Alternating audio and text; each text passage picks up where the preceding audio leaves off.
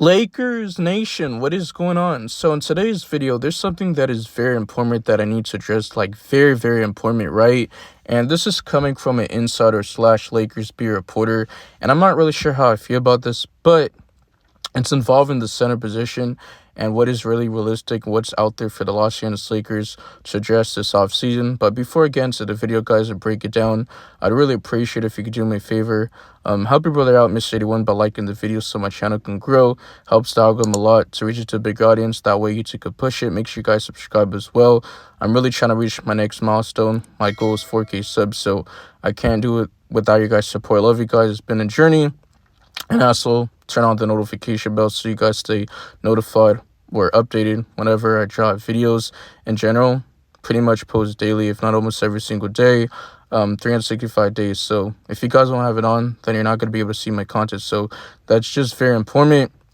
And if you guys want to stay connected with me, my socials, my platforms, the links will be down in the description. Everything you need to know about your boy, Trevor Fields, and Mr. 81 will be down in the bio. But yeah, man, I'm not going to waste too much time. And let's just get back in today's video. So pretty much yesterday, it was yesterday, I did see a research report coming out from Lakers Better on his Twitter page.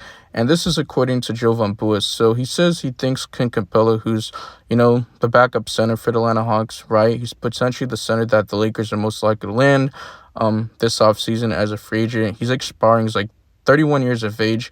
He's not super old, but he's not super young. He isn't my favorite option, but he's really realistic. He was making around $20+ million. He's listed at 6'10", 6'11", so it's not like he's a legit, 7-footer. So he has some size, weighs about 240 pounds, and he has like a 7'4" wingspan. But he also quoted this. He says, I think the most likely is Capella. I know people don't want to hear that, but I think the reason why I pick Capella over anybody else is because among the high, level center options, which I maybe be generous here looking at the free agent class, it's not all that great. But I think he's the most likely to leave as things stand. Now, anything can change, but we just have to see what develops and what's out there and what the Lakers can afford when it comes to, the trade market or sign as a backup center in free agency. But he was replaced in Atlanta by, center Nneka Kongu. And he was moved to the bench, Clint Capela, and I think that just seems like a situation where he's likely to move on to somewhere else, be as a starter or a high-level bench center. Now, Clint Capela, as your backup, I'm fine with that. Maybe as your center that's starting, then no. But if he's, starting at least, 15+ minutes a night, then sure, it's a maybe. Because let's say a player's getting injured, right, and our backup is not, getting so much minutes and your starter is not there to be available, then I don't mind Clint Capela being your starting, center. Like, let's say the Lakers take a gap year, right, and they sign like a Clint Capela or just go after Al Horford from the Boston Celtics, then I don't mind that. I'm also hearing reports coming from Anthony Irwin. He has like a YouTube channel, so I'm not really sure how legit he is, but I just feel like he's throwing things out there and what could be really realistic and like what is the option. So he said he's expected to sit high on the Lakers, target board, Clint Capela, right? So it seems like this is really going to happen, and he's a guy that I talked about before in the past. I know the Atlanta Hawks did try to trade Clint Capela over the trade deadline, but they didn't. But like I said, he's expiring, and if it doesn't work out and the Lakers sign him, then guess what? You could flip him around the trade deadline. This is not a long-term piece. This is for now, because the Lakers are looking for a franchise center, and they want a guy that could play at least, 8 to 10+ years, which would be cool. It'd be nice to get a center, whether if it's, Walker Kessler, who's 23, 24 years of age, right?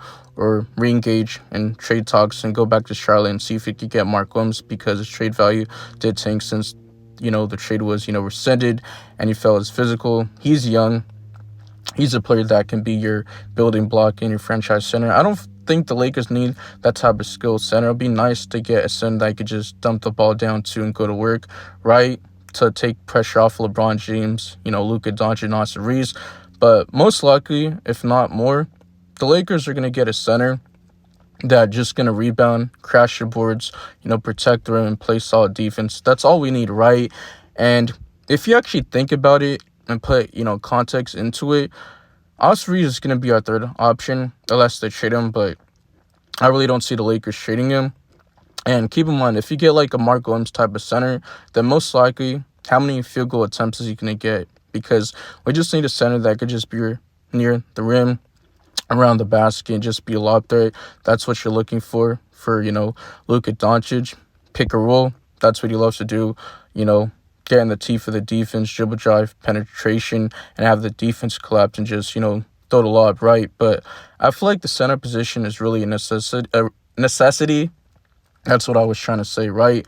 But like I said, if things just, develop, then that's the best course of action. And if the Lakers are getting an offer that's blown away, then you actually have to take it. But like I said, you have to see what's really realistic in the offseason. Miles Turner, I think he's going to stay with Indiana. He's probably going to get paid at least $30 million.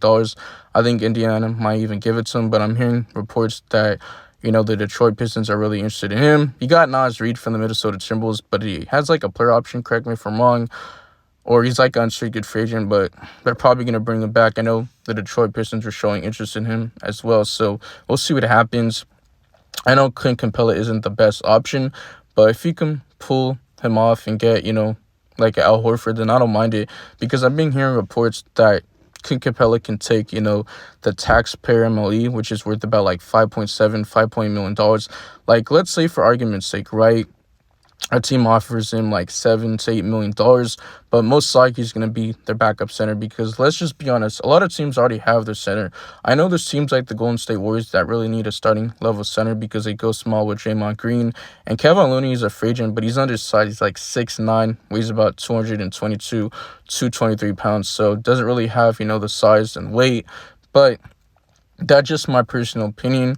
But if the Lakers can get that star level center, then you go do it. But if you just take your gap year and just sign Clint Capela, or just go after like a Brook Lopez, I know he's aging, he's 37. And I said in the past, I'd personally rather go after, Al Horford. I know he's a champion.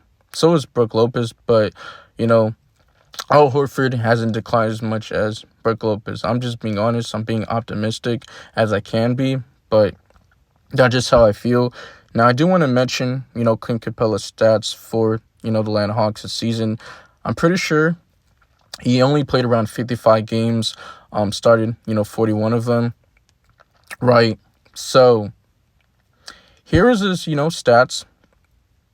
I'm pulling it up on ESPN. So, he did average around 8.9 points per game, 8.5 rebounds, 1.1 assists, shooting 55.9% from the field, and I'm going to have to, see his, blocks and, steals. He's a guy that could just be near the basket and just, be in the dunker spot, be a lob threat, one of the better rebounders of the league.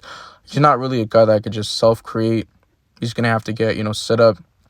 But he's a guy that averaged, I believe, like 1 block per game for, the Atlanta Hawks. So he's definitely a solid option. He's someone that's worth, taking a look at. I think, the risk is, very low, but that's just my personal opinion and how I feel about this, whole situation.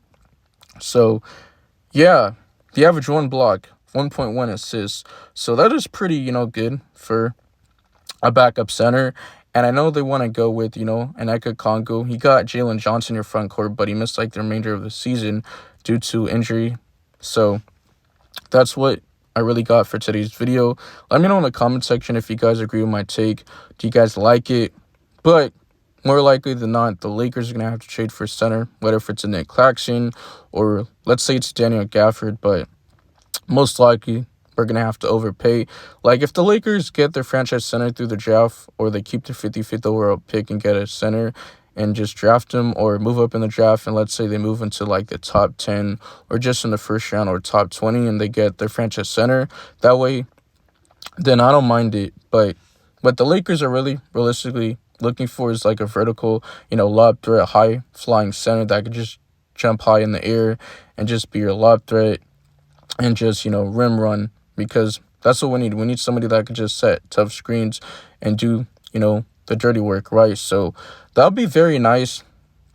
But yeah, man, make sure you guys comment down below in my video. Let me know what topics do you guys have any ideas in mind you guys want to see me cover, whether if it's, the draft, free agency, trades, updates, all that good stuff, mock drafts, mock trades. So there's plenty to talk about, because it's the off season and there's just a lot of noise going on. But this is just, speculation. We're really not sure like what's really true and what's going out there, because Jovan Bua, he has a YouTube channel. He's just like us. He's just, throwing names out there and saying like what is really realistic. Like he's being optimistic as I am. So he's throwing, players. He's not saying like it's going to happen, but we're really not sure what's going to, develop. But if the Lakers, like I said, get this blown away offer, then I'm willing to do it. Now, I'm going to mention Clint Capela's contract before I end this video. I know it said like 20 plus million, but I just want to be sure. So he's making around like $45 million, which he did sign 2 years, and it was guaranteed. And his average annual salary is around $22.9 million. So I was right, $20 plus million expiring. And the Lakers have, expiring contracts like $60 plus million. So maybe you could work something out. But if the Lakers just take a gap year, like I said, then I'm willing to do that. But yeah, man, I'm out of your piece. Cheers.